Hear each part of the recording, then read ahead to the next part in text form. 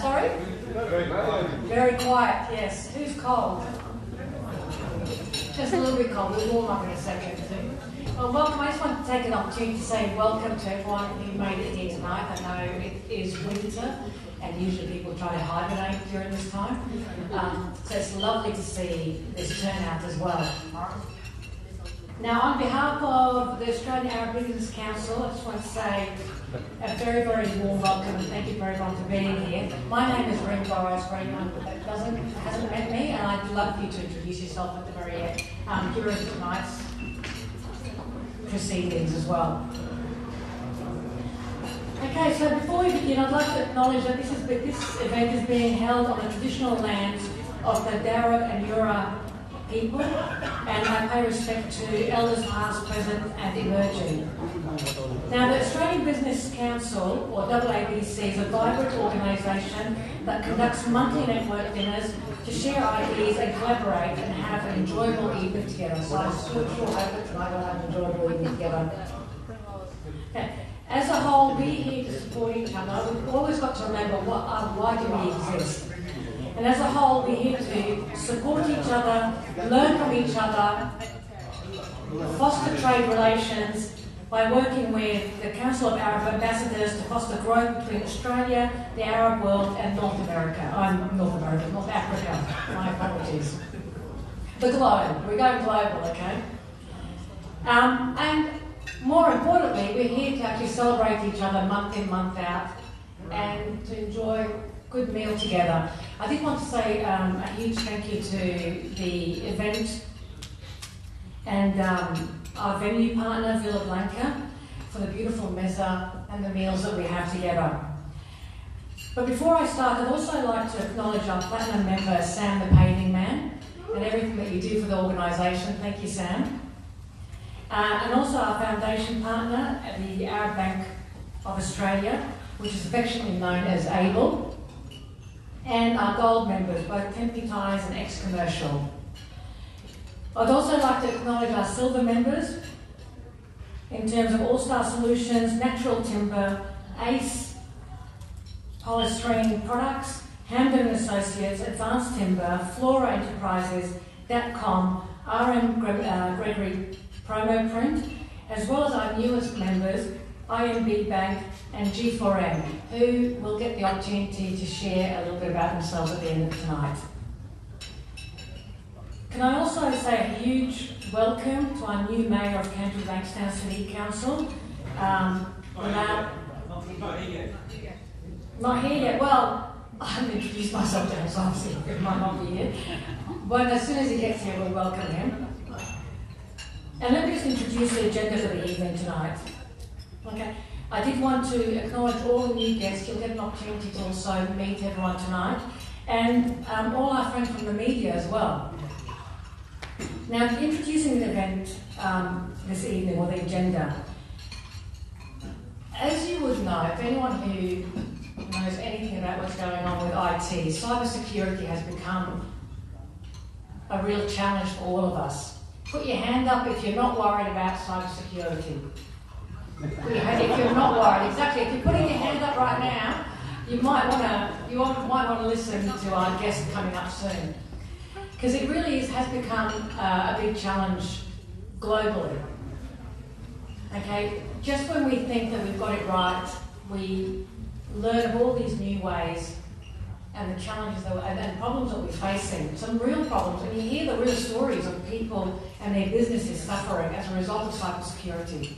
So tonight, we've got, and I'll introduce the presenter later on, we've got someone coming in who's got so much expertise in this area, and we're very grateful for their attendance. But first, can I just please welcome our President of the AABC, Redwan, to the stage to welcome everyone.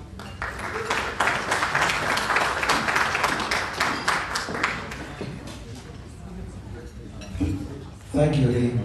What a beautiful introduction. For those who don't know me, I'm sure most of you know me. My name is Redwan Hamdan. I'm a chartered accountant. I have my own accounting firm by the name of Hamdan Associates. I was one of the founding members of this association, this prestigious association. It started back in 2006 with about a handful of people playing cards, and they thought of the idea of establishing a network for Arab businesses.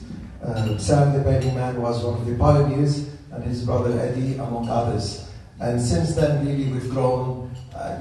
We got a bit of a hiccup with COVID. We did achieve almost 150 members at some point, all medium, large and medium businesses. We're trying to get there back post-COVID. This AABC started as a network.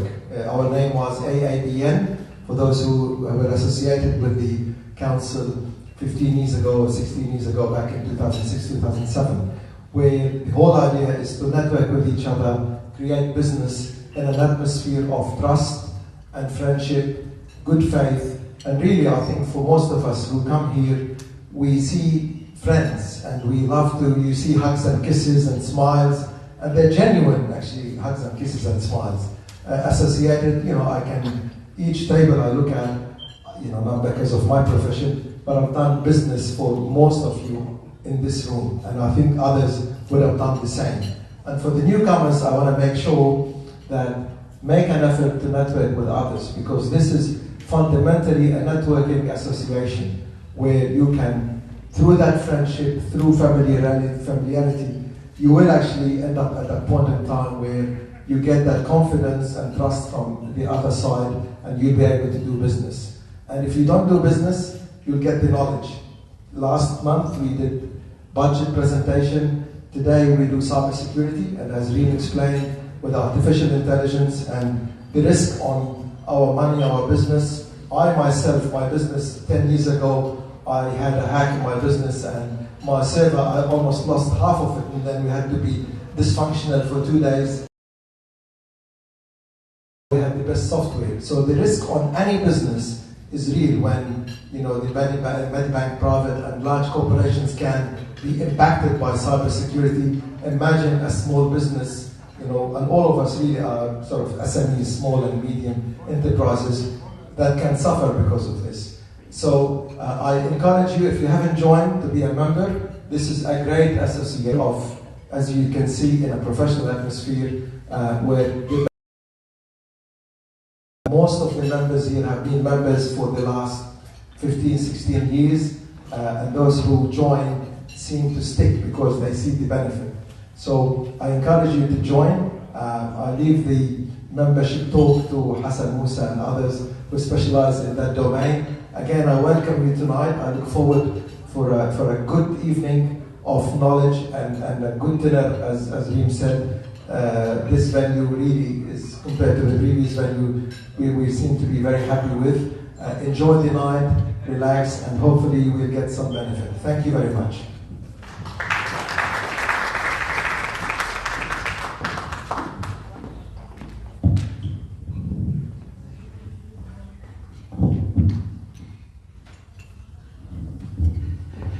Thank you, Redwan.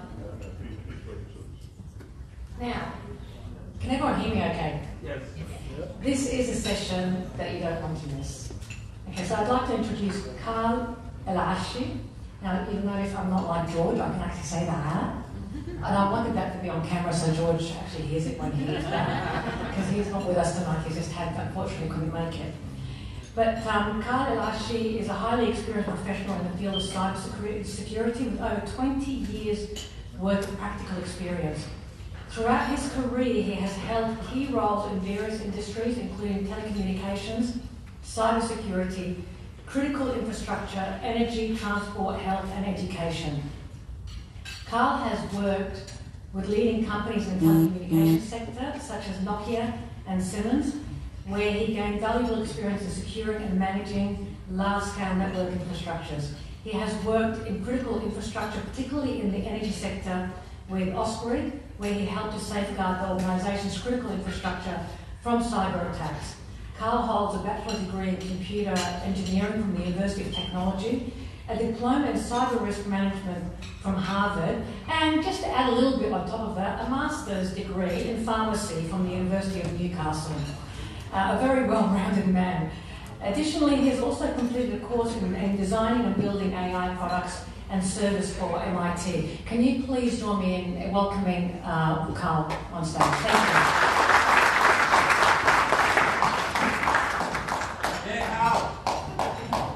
you. Thank you, Rim, and thank you all for your attendance today. And also a big thank you to the Arab Australian Business Council for making this platform available to come and talk to you about a topic which I think is of utmost importance for business people such as yourselves. So I'll first of all see if I can get the technology right, given that I'm, see if I can see the screen from here and control it. Okay. I guess Rim mentioned a little bit about my background, so I won't go through that again. I just wanted to today introduce you to the topic of cybersecurity. Before that, I wanted to explain, talk a little bit about data or information and how information is so critical today, which drives, your businesses, drives our basically day-to-day lives. And then explain how data and cybersecurity or data and cybercrime are very well interconnected. And then from then on, I'll talk about cybercrime in Australia. As you might all know, we have been, as a nation, under immense number of cybersecurity attacks, and I'll explore and explain to you some of the reasoning behind that, hopefully. I'll also talk about the background from a hacking perspective, why hackers do hack systems, and their profiles for hackers. As business owners, if you really want to protect your businesses, you need to understand your adversaries. You need to think about who has interest in your information or disruption of your business. And then I'll give you some examples of common attacks that we see on a day-to-day basis. Also, I'll provide some sort of, basic guidelines for, kind of for general people or business people on how do you protect yourselves from these sort of cyber attacks. If we do have time, I'll also talk a little bit about cyber law in Australia, because that also means you as business owners or as people that may hold data about individuals or certain people, you have a responsibility. And the law has certain basically requirements from you as a custodian of information, and what are the penalties that you could be facing if you act in a way that is improper for managing that data or information. So that's really the content. I wanted to try today a bit of a survey to just gain a little bit of understanding about the background of the people in this forum tonight. But I think I have already quite a good idea about where everyone is coming from. But this is really a survey. If you want to pick up your phone and just scan that barcode and answer a couple of or a few questions, just to get an understanding of your business environment, your sort of size of your business, and then as we progress through the presentation, it will become apparent to you why that's important to know. So I'll just give you a few seconds to scan that, and then you'll have about a minute before the results get displayed online, if the technology works.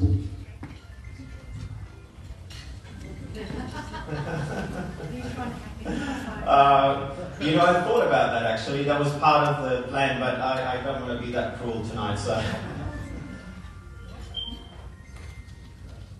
Alright, maybe another few seconds and I'll just progress.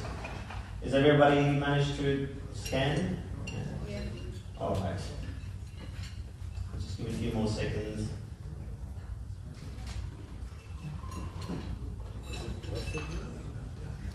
Alright, maybe I'll just go across to the second part of it. So you can see the results here. The audience that we have tonight are quite varies, right? A lot diverse people from professional services, legal, accounting, building, construction, banking, food and hospitality, commerce. So very wide variety of audience here tonight. The next one, I suppose, the next question is about how many people do you have working for you or in your organisation?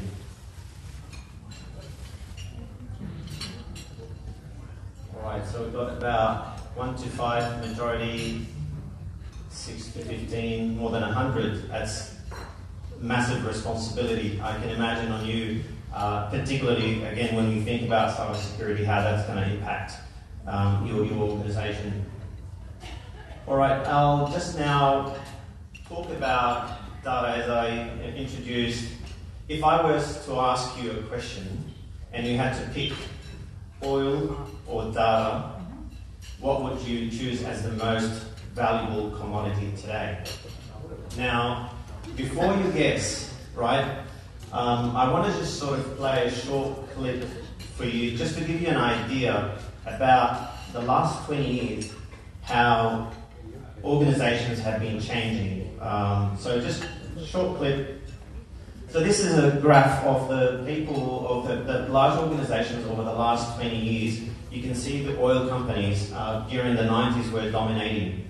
Also with big brands like such as Coca-Cola. But up until 2000, we started to see some tech companies like Microsoft. If you can read at the top, really starting to become more apparent. Up until about 2010, when Google with big search engine became widely available. Again, you can see them at the leadership scale.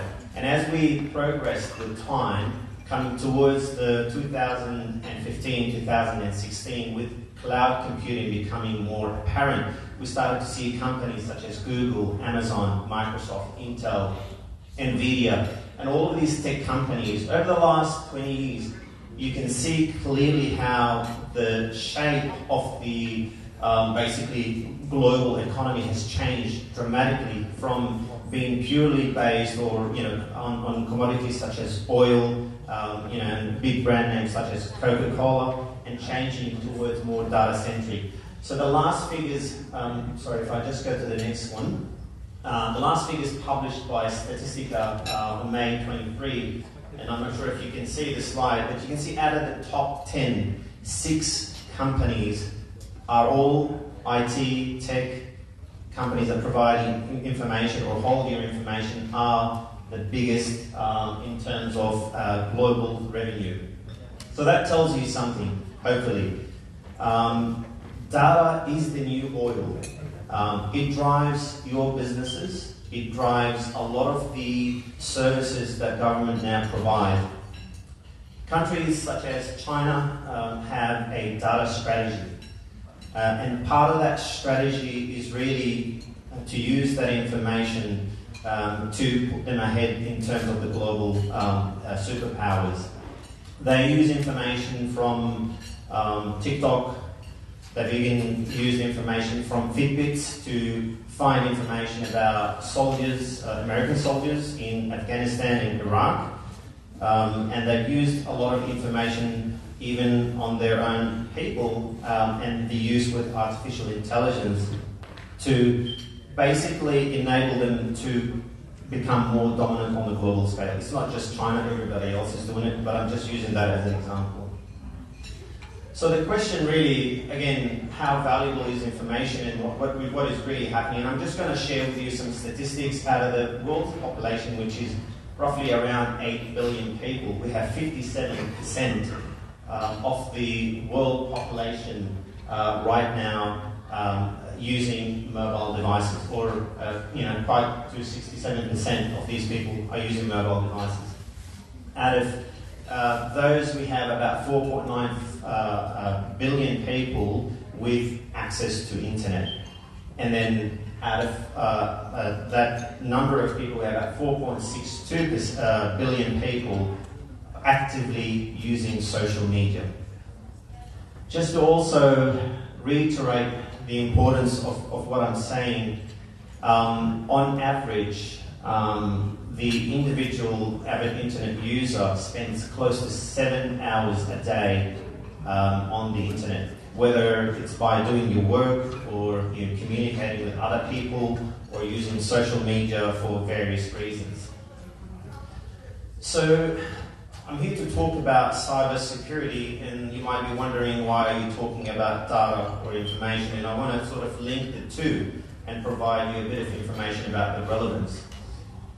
When we look at the problem of cybersecurity, we can also look at it from a number of different perspectives. I know that today we talk about it primarily from a small to medium business side of things, but there's also other perspectives from individuals and families, with your own families, from a government perspective, and also from large-scale enterprise and big organisations. But if you see where is data today held, it is held on your mobile devices, it is inside your refrigerators, it is in your CCTV cameras, it is with your online banking. It is pretty much everywhere around you, in your smart devices, in your drones, emails, communication, and also more critical from a government perspective, transportation systems, energy systems, shipping systems, government services, and so on. And hence, as I was mentioning, all of these specific technologies or devices provide avenues for people to come and utilize that for various reasons, cybercrime being one of the main reasons. And then what I really also wanted to sort of allude to is that as we have seen the advance of technology and reliance on technology on a day-to-day basis, we have seen also an increase, an almost exponential increase in the number of cybercrime that's going on globally. So if we look at the figures for 2023, the cost of cybercrime globally is at $11.5 trillion. That's more than the global drug trade. That's more than any other trade that we think. And if you were just to look at the exponential increase over the next few years, you can see it's going to come to an enormous scale that basically reiterates what I've been saying here tonight. And if cybercrime was a country with a total GDP, you will pretty much put it at number 3, with the US being number 1 with almost $26 trillion, China coming number 2, and cybercrime, if it were a country, ranked number 3. Probably at some point in time it'll top the first 2. So now the question that we want to ask ourselves, why do hackers hack? What is the motivation behind this?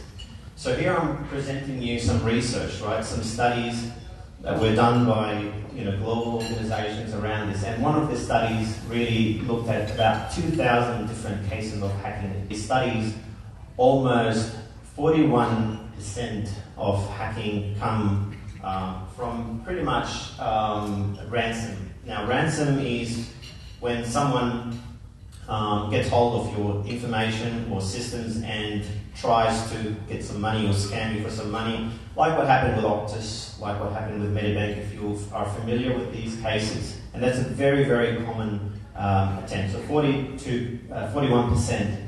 Then we start to look at insider threats. So these are people working inside your own organizations. They may, for example, for one reason or another, try to damage your business, your reputation, still are politically motivated. For example, someone who is not happy with a specific government policy or specific government regulation or rule, they might do that. Then there is about 26% coming from your own competition. And as we look at the various data, we can start to sort of paint a picture. The most recent information published by Verizon, which publishes every year one of the most comprehensive cybersecurity reports, we can see up to 70% now of hacking attempts or cyber incidents are coming from organized crime. So what I mean here is it's no longer someone who's a computer whiz sitting behind a computer screen somewhere in Eastern Europe or Africa or anywhere. It's actually a business. Hacking is today a business with a formal business structure, a CEO and people who would go up and show up every day to their workplace, and they work together in, basically creating revenues for this company. So it's a big business right now, and hence why you see the increase and this sophistication of these attacks, because these people are well equipped and well resourced. So I want you to think, you're not just fighting against one or two people, you're actually up against some really, heavyweight, people in this industry. And as we look at some of the data, and if we try to break it down and we look at the patterns that have happened, and here I'm not going to explain all of it, but I just want to sort of show you a few of the patterns that we can see from cyber attacks, which industries are commonly hit and what people are after. So for example, my vision isn't 100%, so I'm just going to try to see if I remember my slide from this distance. But if you are in accommodation and retail, for example, your point of sales are the prime, as you can see from these figures here, are the prime target for attacks. And then you have to think about who's really trying to come to your point of sale systems. And this is supported by this graph. A lot of it is just financial. So people want to financially benefit from coming to your systems. To give you another example, if you look at manufacturing, if you are Australian manufacturer, a lot of people are after your IP, your manufacturing processes. And then if you start to see who's behind it, it's no longer few individuals that are after your money. It's actually nation states, and they do it for espionage reasons. So you can see there is a wide variety of impact depending on your industry, what you're involved in, and from a threat actor who's behind it, it can be as sophisticated as nation states, meaning you're up against a country, or as organized crime who want to benefit out of the attack, or it can be from politically motivated or ideologically motivated people. Now, I want to also talk about tonight about social engineering, and you may have heard the term, but if you haven't heard the term, social engineering refers to someone who gathers information about you or your business from open information, publicly available information, from your Facebook accounts, from your Twitter, from your Instagram. And there is also a technical term. I don't like the word social engineering now, but there is actually a new term, and there are people who are specialized in something called open source intelligence. These are people now developing and using tools to gather information, little bits of information about you, and build a profile, and with that information they are able to use it against you, either by building some sort of trust or business relationship with you, with the intent to come and steal your data or attack your business. Now, some of the most common social engineering tactics that you can see, and we see it every day, you might get an email or your bank, someone pretending to your bank, and then they might send you some sort of strange message, right? You might also, some people might gather specific information about you, things that you like. If they know you like travel to a certain destination, you will start to see email or messages about your preferred destinations, and with that, they'll use that against you, right? You might, they might offer you some free services, or offer you, something that feels too good to be true, that you've won something. Other types of tactics, they might, I'm sure some of you have seen that. You get a message on your screen that says, your computer is full of malware. Click on this link or call this number so we can clean your computer, which is, in most cases, these are common tactics and attacks that people or attackers use against you. Next slide. So my mouse is just playing up, but let's see if we can go to the next slide. Okay. Now, Australia, what's been happening in the last 12 months or 24 months? We've had some pretty bad attacks against some of our most popular organizations. Optus. It's a very, very, very humble estimate. lost about $140 million, but the damages could be a lot more. Medibank, who were attacked last year, it was also announced today they actually suffered another cyber attack. And there is a class action against Medibank, so the costs to them are still being counted. Latitude Financial, as some of you might know or experience, also had a massive attack. The report from the Australian Cyber Security Centre, which is one of the most sort of esteemed cyber security organisations that help protect the nation. These are very basic reports, right, coming from information or cybercrime that was reported to the ACSC. So I just want you to keep in mind that there's a lot of cybercrime that happens that does not get reported. But these are what gets reported to the Australian Cyber Security Centre. $98 million come just from business email compromise. So these are losses, right? $98 million. Over 76,000 cybercrime reports to the ACSC. And I just want you to think about the scale of this problem, right? And then between 150 to 200,000 routers. So these are things that you use in your business, your routers and etc. They are vulnerable to attacks, right?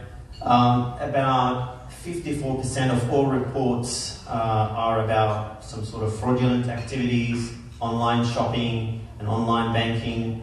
And the average loss per organization is basically sitting at around $40,000 for a small business, close to $88,000 for medium-sized business, and large enterprise, $62,000. I guess these are just basic figures, but one thing I wanted to highlight for small and medium business, can you sort of sustain per attack that sort of loss, right? You have to think about it. And this is also on the increase, so there's no winding down. This is also on constant increase. We're seeing 13% year-on-year reports to the ACSC. Now, some people might be asking why, I don't know if you can read this, but I'll explain it a little bit. Why is it so that Australia is a prime target? Now, I've had a lot of theories in the past, but then there was an ABC report that was after the Optus hack, where the reporter tried to engage with one of the reported attackers for primarily the Optus hack. And one of the reasons the attacker gave is that Australians are cashed up, got a lot of cash. The second statement I don't agree with, says Australians are the dumbest people in the world. I don't agree with that. I think there is another explanation to that. If you were someone who's cyber criminal and you had the options of attacking someone in Australia, someone versus someone, let's say, in Africa or a third world country, where would you waste your energy? Right? You would waste your energy on the place where you would get more value for your money, right? So hence, there's obviously a little bit of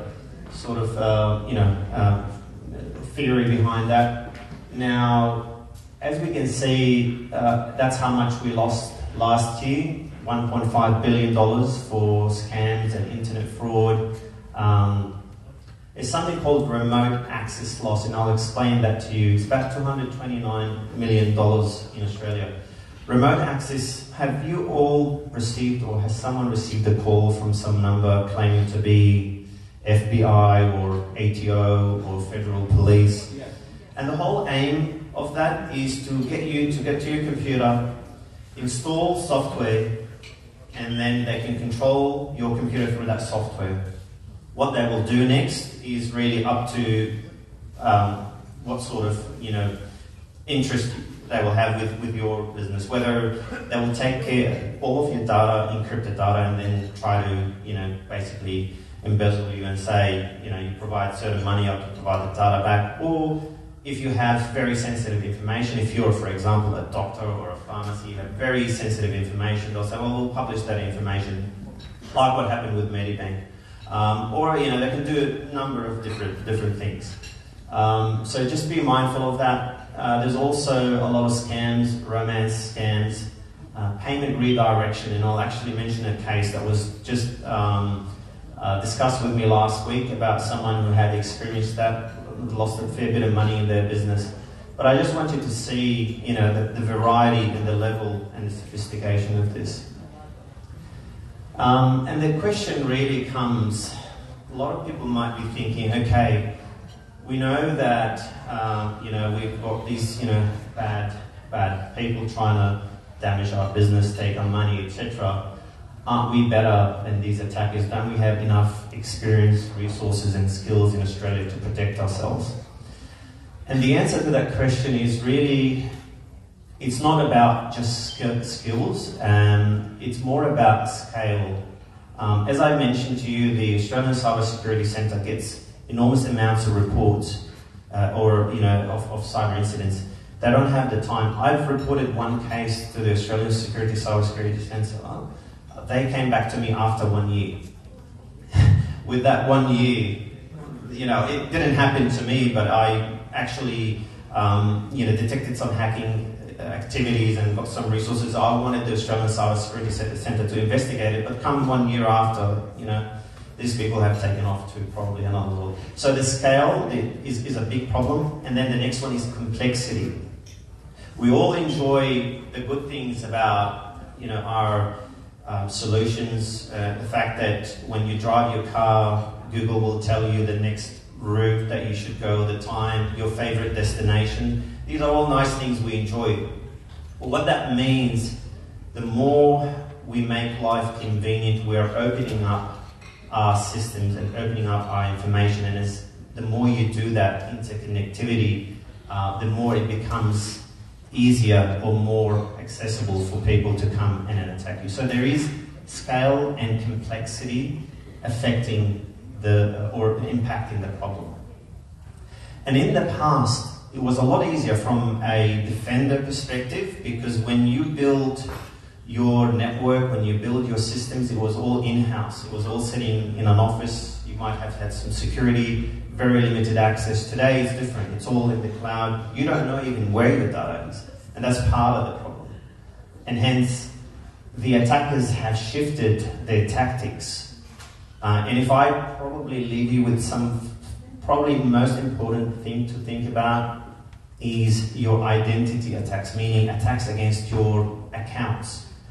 If you can secure that, you will at least resolve a major part of this problem. Now, I just want to again illustrate, there's a lot of diagrams here, but from people who work in cybersecurity, it's a really complicated process to provide protection. You have to think about all the possible scenarios, and I think we'll go to this one, but you have to think about all the possible scenarios of defending a network. And these can be, as extreme as, you have to have intelligence inside your organization. You have to protect every single asset. Some big organizations have hundreds and thousands of devices and machines, and to protect all this is a massive undertaking. So what sort of advice I have for you as business owners or people in this sort of industry, what you can do. These are very basic guidelines, but if you follow these guidelines, you will have some sort of protection, right? Not 100, there's no such thing as 100% protection. And a very common question that always comes up, how do I make myself 100% secure or, get that sort of level of comfort? And I always ask the question, who is your enemy? Who are you trying to protect against? Because you have to play the same level of game. If you're trying to protect against a country, you have no chance, right? Not sure what countries will be interested in small or medium-sized business, but then it's a different ballgame. If you're trying to protect against organised crime, it's very well sophisticated and you have to really take some extra precautions. But if you're trying to protect against someone, who has some sort of malicious intent, then there are certain things you can do to protect yourself. And I just go through these ones quickly. So if make sure on all of your devices is that you don't forget to turn the automatic updates. These updates are basically sent from the vendors of your mobile device, your Windows, Microsoft, etc., to close some holes or gaps in their software that they have identified. So when you do an update, you're actually resolving a problem that an attacker can actually come through and attack your systems, whether it's your server, whether it's your personal device. Back up your information. Make sure, if data is important to you, your business data, you have to have backups of that data, right? And you have to know that backup is also stored safely. And one of the most important parts of backups is testing the backups. There's no point in thinking you have backup when you haven't tested to see if it actually works. So you have to do this sort of exercises. And one of the most important control that you can think of, turn on multi-factor authentication. So this is basically your Microsoft or your Google ask you to enable multi-factor authentication, or your bank, which means it's not just the password that's protecting you, it's the second code or factor that comes to your mobile device. That is probably, if you actually just do this, you've eliminated a large number of attacks. It's probably the most important and critical thing you can do today. Do not use common passwords, and I know a lot of people like to use the children's names and the date of birth and the favorite dog or pet. If you're using this, I can tell you almost immediately how long it will take in the seconds to crack that, right? It's not hard. There is a database of about 1 billion plus passwords that have been used by people across the world. You download that and then you run that against every possible combination password. If your password is in that list, it'll be cracked very easily. So use complicated passphrases. My wife hates me when I set up passwords on various devices, but it is necessary. Sorry, not password. Password. Yeah. Just told me the password. Oh, great. That's what she thinks. And then, your devices come with built-in security features, so use those security features, right? Your Apple device or your Google device have, codes and locks on them. Use those to your advantage. If you are a business owner, you have staff, you have to train your staff and make them aware of these threats and dangers. Because even if you're aware, but your, bookkeeper or someone who takes care of your accounts is fooled or tricked into doing something, again, that's just another avenue for people to get to your information. And also, more importantly, try to be a little bit careful with what you want to share with people online. As I said, there are people who use that information and they use it really, really well to come and gain some financial things from your business. Now, we're talking about you as an individual, what you can do, or as a business owner, but then as cybersecurity people, the question is, what do they do, right? And as I was trying to explain, that it is a fairly complex thing. It's not just one or two things you do, but ideally what we want to do is protect three things: the confidentiality of information, the integrity of the information, meaning the information is accurate, it hasn't been messed with, and the availability of the information. And if we look at those protection measures, we can apply them to almost every single thing possible in terms of where the data is, where it resides, and on which sort of systems. And again, this next slide is just to illustrate, and just let me know if I'm actually running behind time, so I want to be careful with that. But just to illustrate, from an organization, if cybersecurity is a massive undertaking. The minimum number of people you need for a small organization, or let's say, like for example, a government organization such as New South Wales Health, which I currently manage their cybersecurity advisory team. You need about 100 people just to help you do your job. And these people can come from various skills and various expertise. So it's not just one person job. And there's a lot of things you have to get in place in order to get this thing right. And obviously all this costs money.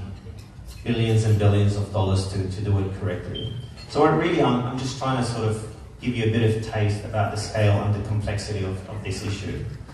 Now, I've just recently been consulted about a specific case, and this is a very, very common scenario. Some of you might have seen it, some of you might have experienced it. This is when I mentioned about business email compromise. A friend called me about a week ago about money that he had lost, close to $56,000. And basically, it's a very simple attack.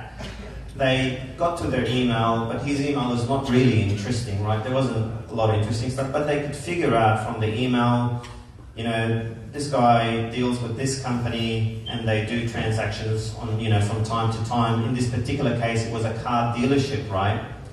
And he was buying cars from Toyota and selling these cars. So the attacker figured that out and then created a fake email with the name of the person from Toyota.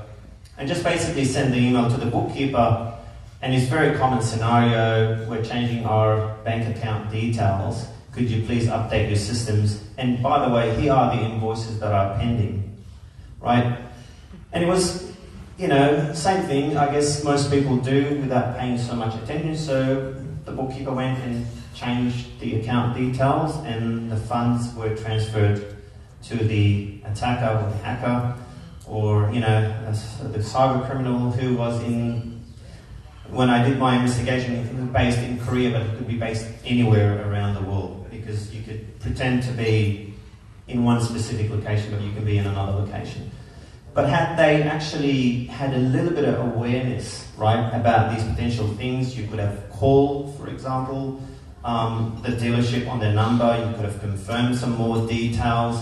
And in this particular case, I also think the bank failed because, when you're sending that amount of money to a new account number, usually some banks have protection mechanisms. They put the money on hold or, allow for some period of time before that transaction is completed.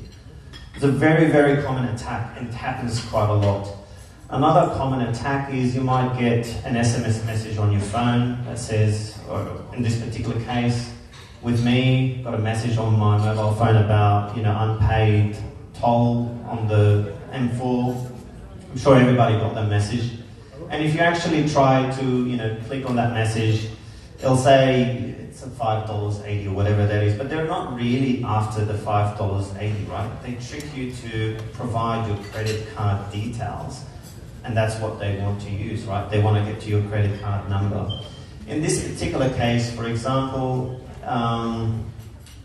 if you had a little bit of, and I know this is very difficult for someone who's not technically savvy, right? It is really difficult to discern what is proper, what is fraudulent, etc.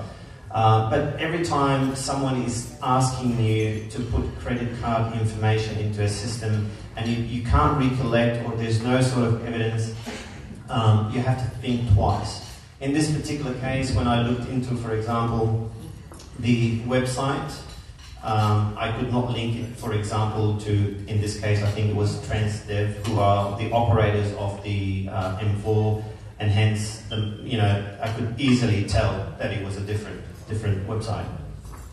But it's a very common attack. Once they get held with your credit card details, they can do a few things, probably use it to purchase online, or even sell it on the black market. And I had another talk a few months ago about what happens with your information on the dark web. If you have heard about the dark web and the deep, sort of internet, there is a black market for almost everything. Cybercrime is very, very prevalent there. You can buy guns, you can buy drugs, you can buy credit card accounts. Anything that you can think of is available on the dark web, and for a certain period, for a certain amount of money. So it is very hard to discern between what is fake or what is real, but sometimes you just gotta think, am I being tricked into something? And it doesn't hurt if you call and ask and inquire. when these things happen to you. There's another survey now, and this one is, has anyone experienced a cyber-related incident from what I've explained, just to get an idea how common and how prevalent this is today.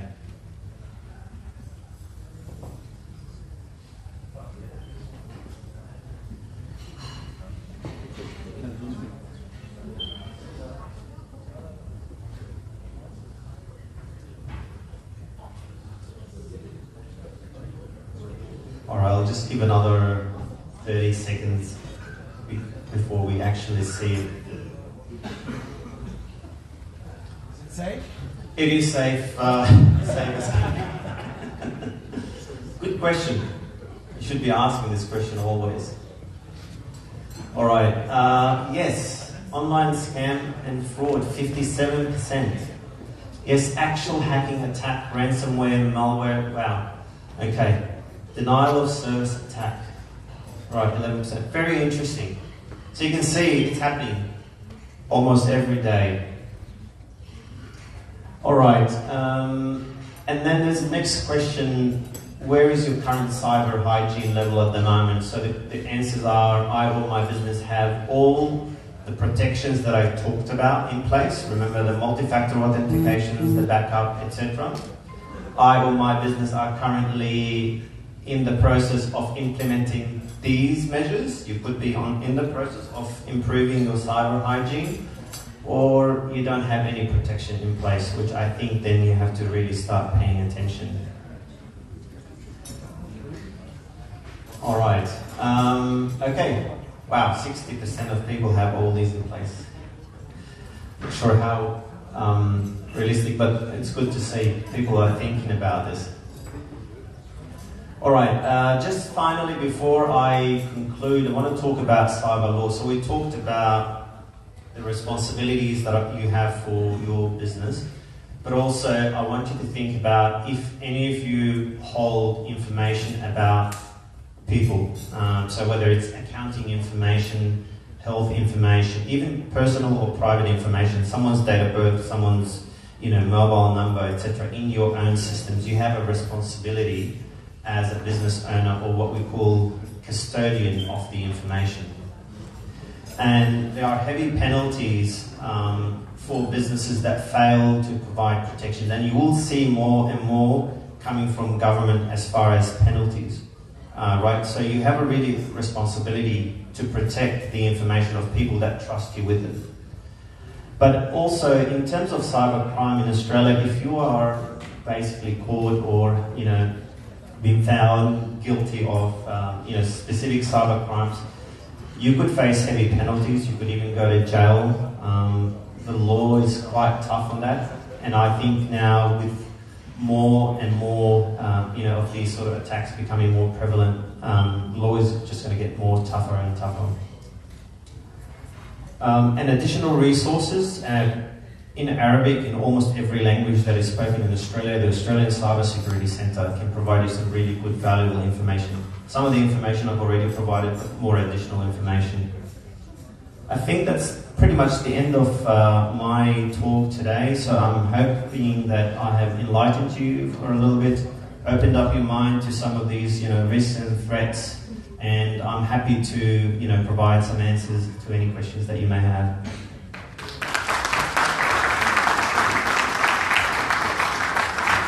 Thank you so much, Carl. That was very, very informative.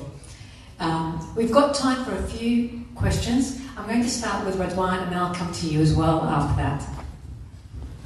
Thank you, Carl. A fantastic presentation. Really, you opened our eyes to a very important issue.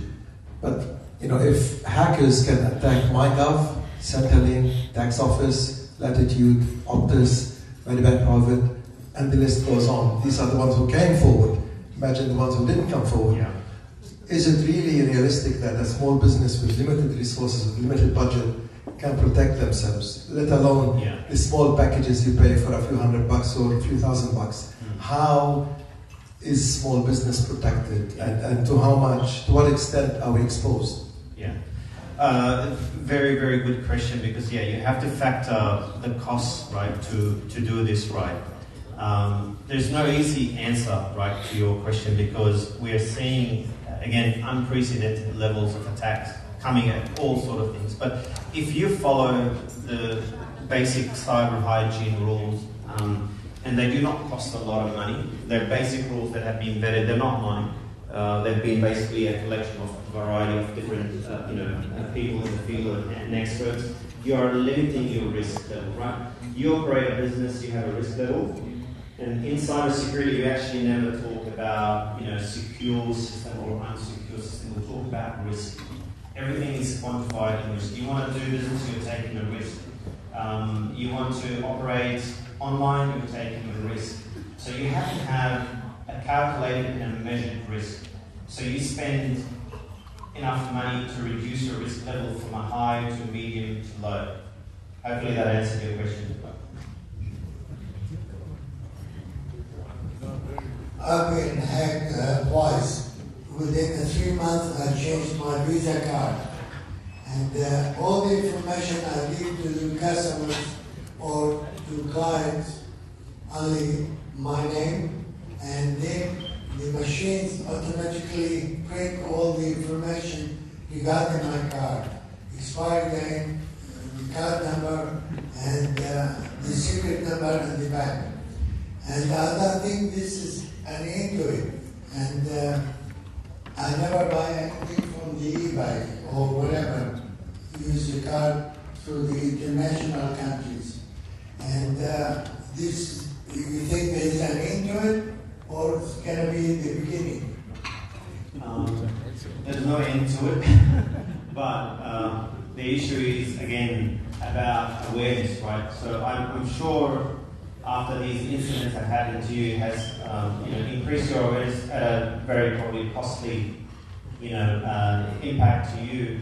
But in terms of, it's a question you have to think. We talked about data. Does now this incident prevent you from being online? Does it prevent you from using all of the technology that's available that's meant to drive your business forward?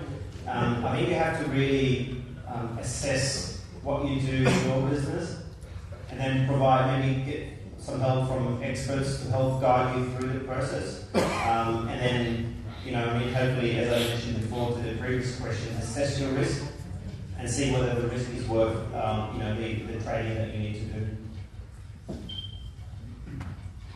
Carl, Joe Risk. We talked about the dark web. The reality is the majority of the large attacks that we get in this country come from places like China, Russia, Korea and so forth. And the government knows that.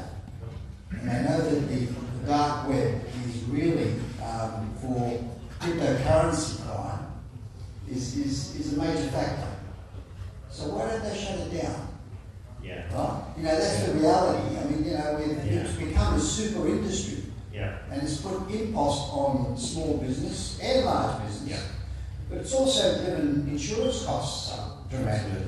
Yeah. So it has a compounding effect. Yes. So why doesn't the government really take an effective role in shutting some of these dark websites? Yes. So I'm not here to talk about government, but I do work with government and I understand some of the reasoning behind it. So, and I know you understand your pain, and everybody it's a very valid question. If I explain it, but not getting into so much technical details, the reason we call it the dark web because a lot of these activities are not visible, or if they are visible, they're not easily traced. Because what happens through the normal open web that we do business with, you have businesses and that are very well known and have an address and have someone behind it. But in the dark web, it could be any person on the internet. And before they come to you, they go through a number of different hops of other individuals. So they're not really coming straight to you from well-known destinations. And that changes from time to time. So it is more difficult for governments to trace the origin of these attacks. Now, there is a lot of work happening between the US, Australia, New Zealand and the UK on this front. They're working collaboratively and they're basically now shifting their mindset from defending to attacking the attackers. So you probably it's not well publicised, but you'll see government agent, like the National Security Agency, for example, yes, going after the attackers, disrupting their networks, even, infiltrating their systems and trying to prevent this. But it is a cat and mouse game, and again, it's an issue of scale. But in terms of can they get to the people, they can, but not in a certain period of time that we, easily can sort of trace. It might take a year or two. If I can just give you a couple of examples.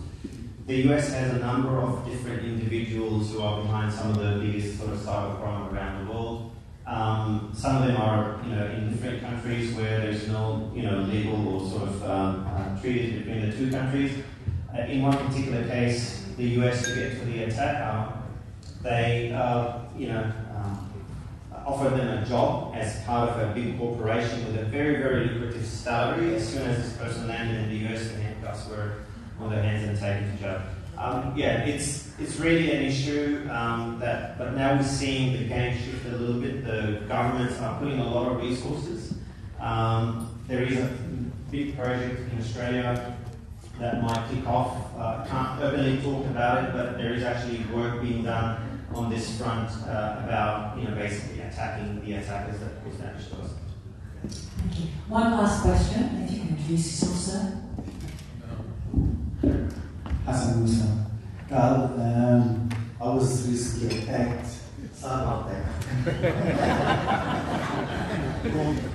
Honestly, I had a small, tiny investment in Bitcoin some 10 years ago, and I've forgotten completely about it.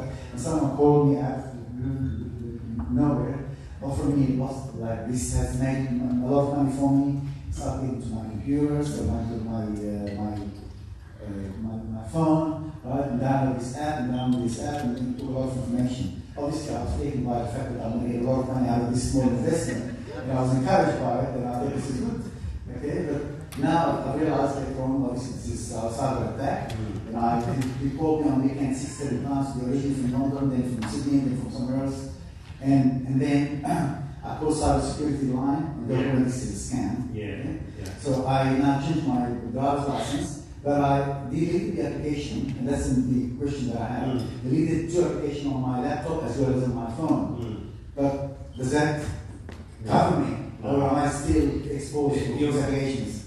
Okay, so without really looking into that specific case and investigating, but usually when an attacker comes into your system or your network, they would implement backdoors, right? If I was, for example, to do something, I would know that you're going to remove that app or you're going to remove that. So I would put other measures in place to allow me to come back in again. So the way to do it is really to carry out a bit of a thorough investigation if you can, trace back to how it originated in the first place.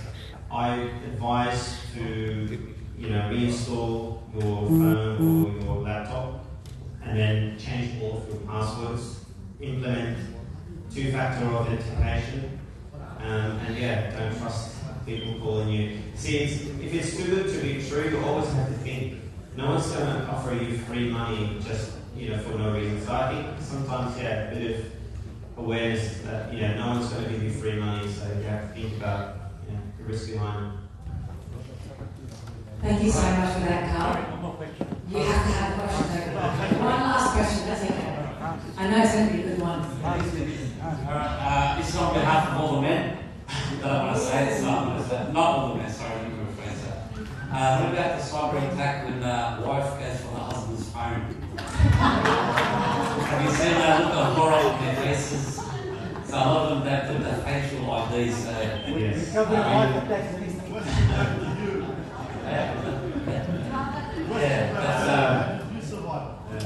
I've got 2 phones. You think I said, but I don't want to. I have no defense for that, Andy. Everybody told us. So. Yeah, I'm sure. There's no way. You have to trust your wife.